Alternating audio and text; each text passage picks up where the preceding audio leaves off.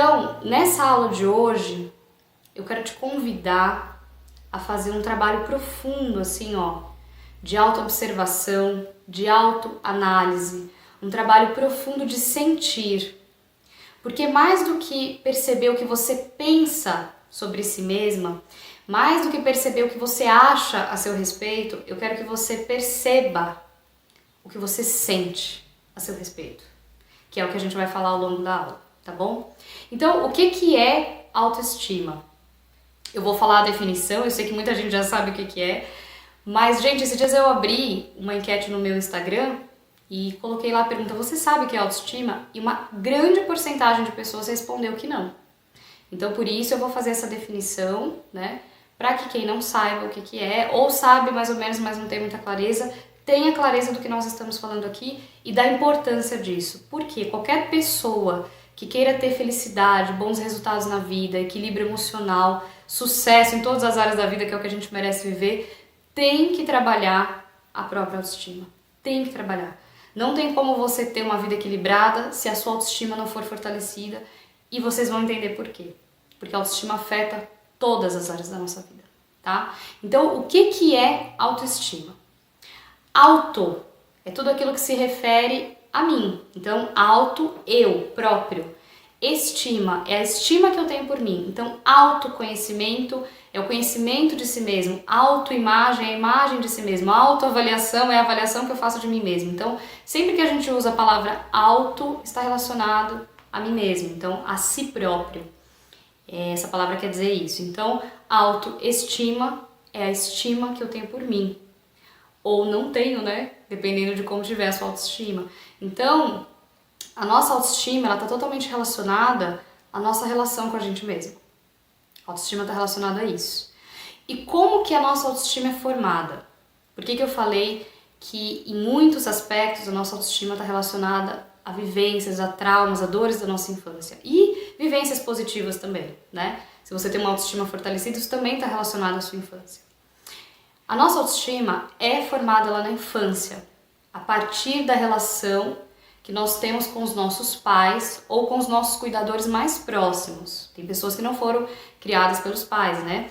Mas não só os pais, mas as pessoas com quem a gente convive mais na infância e a forma como a gente é tratado por essas pessoas também tem impacto na nossa autoestima.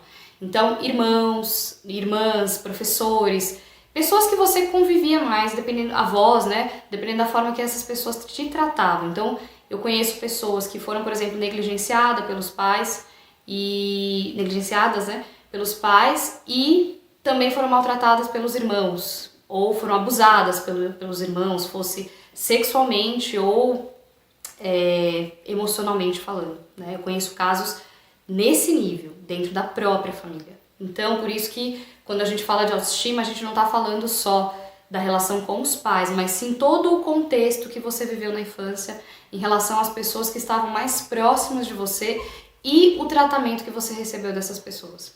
Então, a forma que você foi tratado na sua infância fez com que você criasse crenças sobre a forma que você deve ser tratada, fez com que você formasse as suas crenças de merecimento, fez com que você entendesse que dá para aceitar certos comportamentos.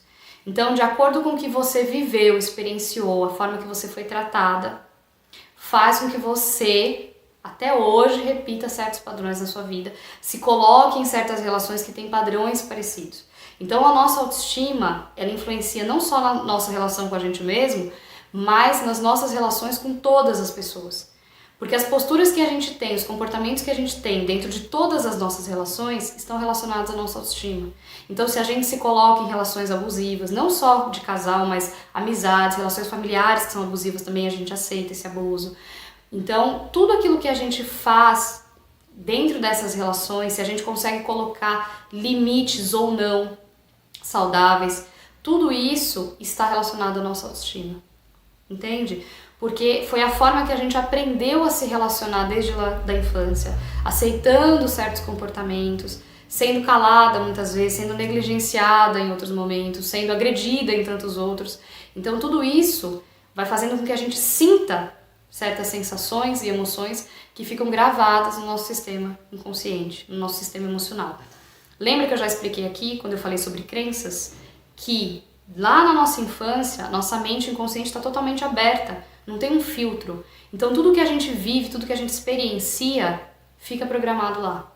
Tudo que a gente sente. Então lembra, ou por repetição, ou por um forte impacto emocional. Então tudo que você ouviu, sentiu, experienciou repetidamente, ou teve um forte impacto emocional, vira uma crença. E lembra, crença é tudo aquilo que você sente como verdade. E você tem crenças a seu respeito também. Então se você tem, por exemplo, uma sensação de não ser suficiente, sensação de incapacidade, uma série de sintomas que eu vou falar um pouco mais à frente. Se você sente tudo isso, isso também são crenças que você formou a seu respeito. O seu merecimento tem um sistema de crenças também, do que você acredita que merece, e logo você vai aceitar o que estiver alinhado com essas crenças na sua vida. E é por isso que a autoestima afeta tudo, né? A sua autoestima, ela vai direcionar os seus comportamentos em todas as áreas da sua vida. Absolutamente todos. A autoestima afeta tudo, gente.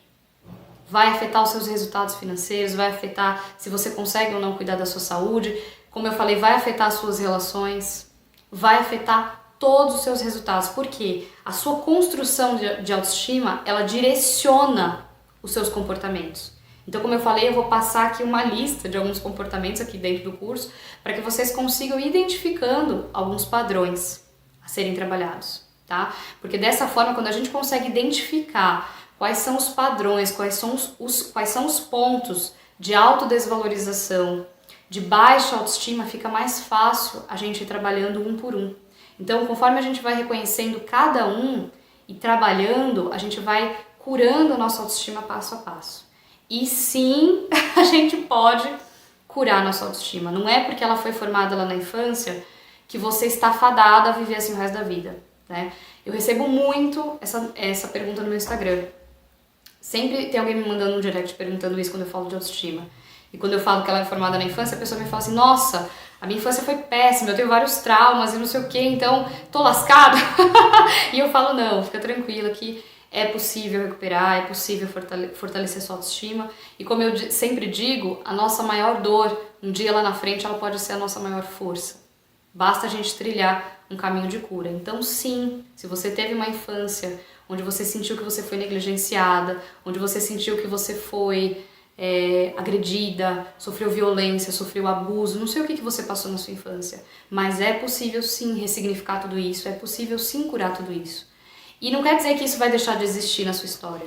Então, dentro de um processo terapêutico, de um processo de cura, quer dizer que a ferida vai parar de guiar a sua vida, você vai parar de ser dominado por essa dor, mas aquela história ainda está lá, né? A gente não pode apagar o que já aconteceu, só que você pode dar um novo significado para ela.